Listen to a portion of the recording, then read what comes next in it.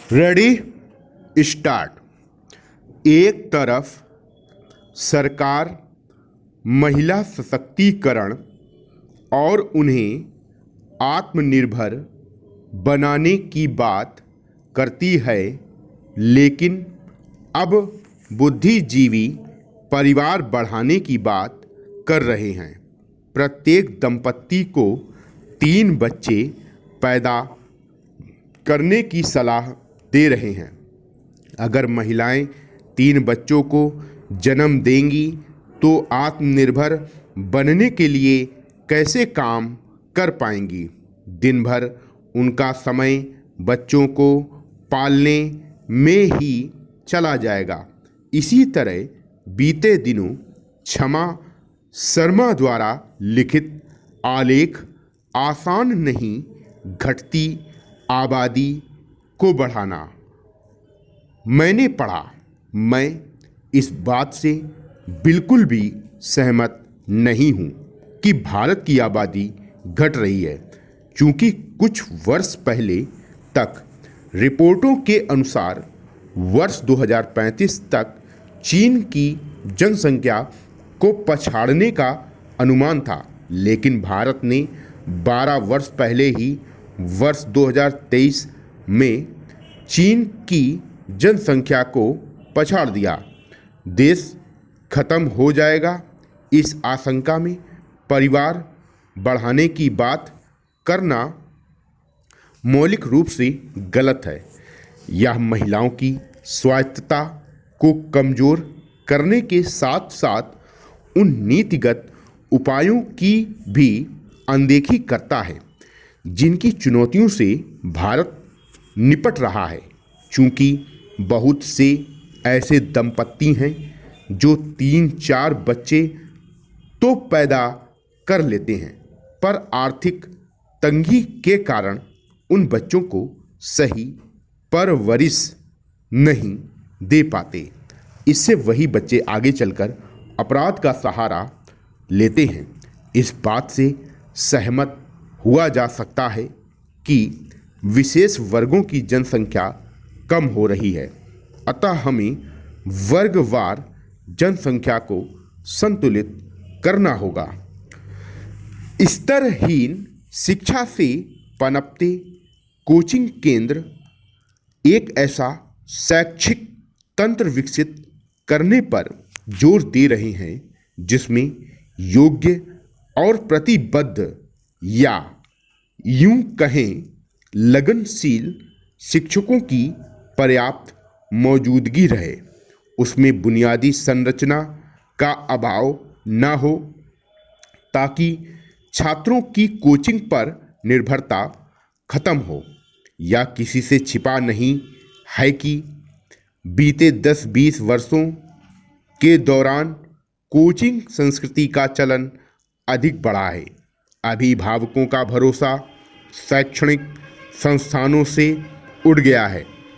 इसमें सिर्फ सरकारी शैक्षिक संस्थान ही नहीं, बल्कि निजी स्कूल कॉलेज के छात्र भी कोचिंग का सहारा ले रहे हैं।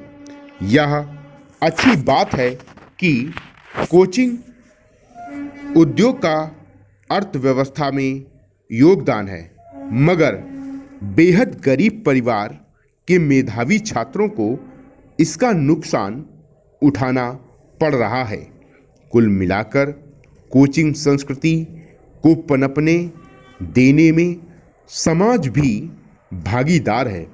कोचिंग संस्कृति में कोई बुराई नहीं, लेकिन उस पर अति निर्भरता और उसे एक प्रकार की अनिवार्यता प्रदान करने की परंपरा उचित नहीं। इसमें संतुलन साधना आवश्यक होगा। पैरा, इस भौतिकवादी परिवेश में एक सोच उभरा है कि अगर सत्य ही सत्य बोलेंगे तो काम कैसे चलेगा, अथवा जब लोग झूठ से जीवन बड़ी आसानी से चला रहे हैं तो सत्य का दामन क्यों थामा जाए। यह कोरा भ्रम है। मनुष्य रोता हुआ दुखी रूप में ही पैदा हुआ है और उसके जीवन का सबसे बड़ा उद्देश्य स्वयं के दुखों को कम करना है। यदि वह किसी भी कारणवश असत्य का चुनाव करता है तो निश्चित ही वह और अधिक दुखों को निमंत्रण दे रहा है। संत इमर्सन का कथन है, व्यापार जगत में विश्वास व्यवस्था का यदि लोप हो जाए तो सारे मानव समाज का ढांचा ही अस्त व्यस्त हो सकता है। हम अपने जीवन में जितना ही अधिक सत्यता का समावेश करेंगे उतना ही अधिक विराटता की अनुभूति होने लगती है। संसार को देखने का सबका नज़रिया अलग होता है और सब उसी आधार पर अपने सत्य को गढ़ते हैं। सत्य सभी सुनना चाहते हैं, लेकिन हर किसी का अपना सच है जो सभी के मानकों पर खरा नहीं उतरता। वास्तविक सत्य तो वही हो सकता है जो अमिट है, जो बदल ना सके, जो सभी के लिए एक समान हो और जिसकी संगत में दुखों से मुक्ति मिलती हो। हालांकि भौतिकता में रमे व्यक्तियों के लिए सत्य की परिभाषा उनके स्वार्थ के आधार पर तय होती है। निस्संदेह सत्य का साथ सदैव चुनौतीपूर्ण होता है।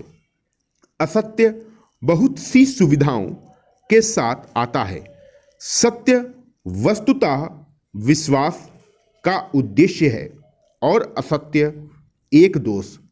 सत्य पारदर्शी है, इसलिए सबको भाता नहीं है।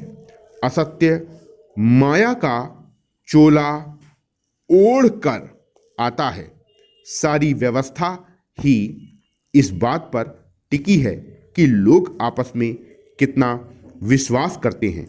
जहाँ सत्य होता है वहीं धर्म निवास करता है।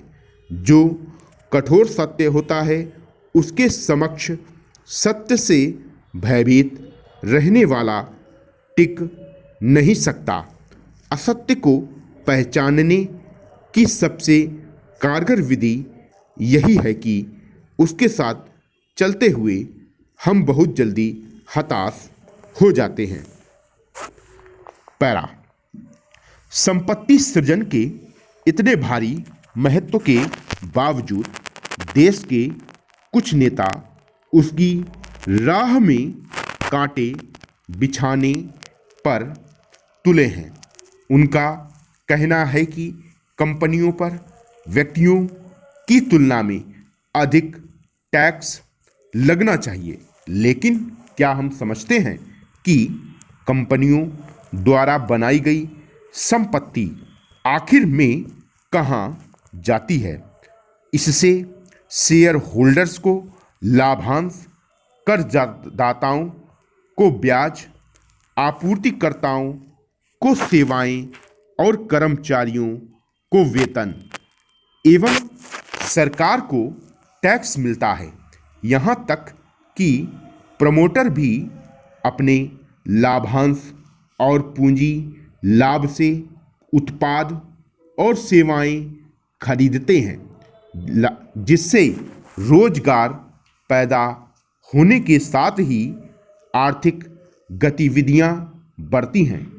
कुल मिलाकर कंपनियों द्वारा बनाई गई संपत्ति शेयर होल्डर्स, कर्जदाताओं, कर्मचारियों और नागरिकों के माध्यम से समाज एवं वित्तीय तंत्र में ही वापस आ जाती है। हमें यह भी समझना होगा कि वैश्विक प्रतिस्पर्धा के दौर में अगर हम कंपनियों पर ज़्यादा टैक्स लगाएंगे तो वे उन देशों में चली जाएंगी जहां टैक्स कम है। इससे भारत को रोजगार और संपत्ति सृजन से मिलने वाले फायदे नहीं मिल पाएंगे। पैरा। वास्तव में हरियाणा और महाराष्ट्र विधानसभा चुनाव परिणामों के बाद इंडिया के अंदर अनेक नेताओं की धारणा बनी है कि हिंदुत्व लंबे समय तक मतदान के पीछे एक प्रमुख कारक होगा। भाजपा अपने आंतरिक या अन्य कई कारणों से चुनाव हार सकती है या उसकी सीटें कम हो सकती हैं। वे यह भी समझ रहे हैं कि कट्टर मुस्लिम नेताओं के बयानों पर शांत रहने और केवल भाजपा एवं संघ को कोसने के विरुद्ध आम मतदाताओं में विपरीत प्रतिक्रिया होती है। वे केवल भाजपा के विरुद्ध राजनीति के लिए सेकुलरवाद या अल्पसंख्यकवाद की नीति अपनाते रहे हैं। विराम।